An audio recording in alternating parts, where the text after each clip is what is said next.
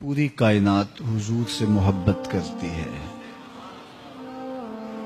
صرف سرکش جن اور سرکش انسانوں کے علاوہ باقی تمام مخلوقات حضور علیہ السلام سے بے پناہ پیار کرتی ہے۔ انسان تو انسان رہے، آبی مخلوقیں بھی، ہوائی مخلوقیں بھی، حشرات الارض بھی، چوپائے بھی، حتیٰ کہ حضور کو تو پتھر بھی پیار کرتے ہیں۔ فرمایا احد ایسا پہاڑ ہے جو ہم سے پیار کرتا ہے، ہم اس سے پیار کرتے ہیں۔ پتھر کے کلیجے میں حضور کا چھپا ہوا پیار حضور جانتے ہیں۔ تو کائنات پوری حضور کی محبت میں جل رہی ہے۔ حضور کے اہل خانہ کے پاس ایک ممولہ تھا، جب حضور گھر میں ہوتے تو کسی کونے میں بیٹھ کے حضور کو دیکھتا رہتا، اور جب حضور گھر سے چلے جاتے اس طرح مضطرب ہو جاتا، کبھی چھت پہ، کبھی دیوار پہ، کبھی اوپر، کبھی نیچے۔ حضور دوبارہ گھر آ جاتے تو پھر فسکنا، اس کے دکھی دل کو قرار آ جاتا۔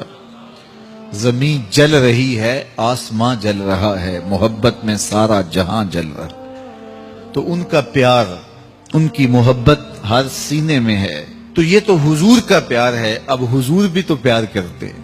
یحب النبی صلی اللہ علیہ وآلہ وسلم الایمان، حضور سب سے زیادہ پیار ایمان سے کرتے ہیں۔ ایمان حضور کو محبوب تھا۔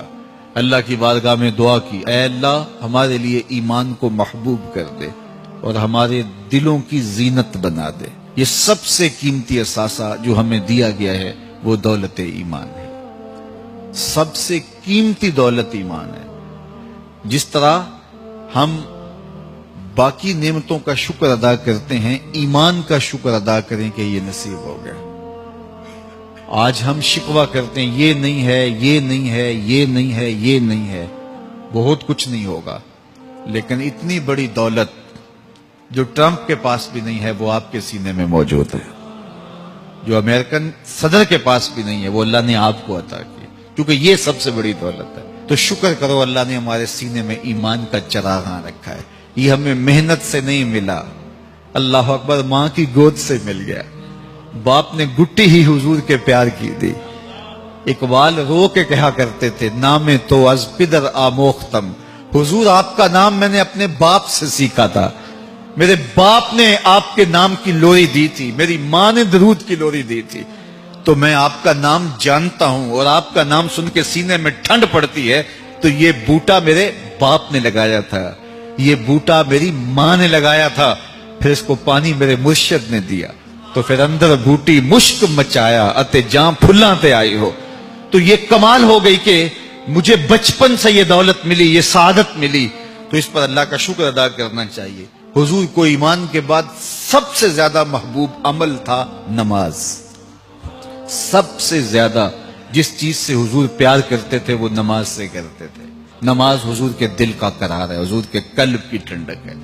جب حضرت بلال حبشی کو اذان کا کہنا ہوتا تو حضور فرماتے، قم یا بلال وارحنا بالصلاۃ، بلال اٹھو اور ہمارے دل کو راحت پہنچا دو۔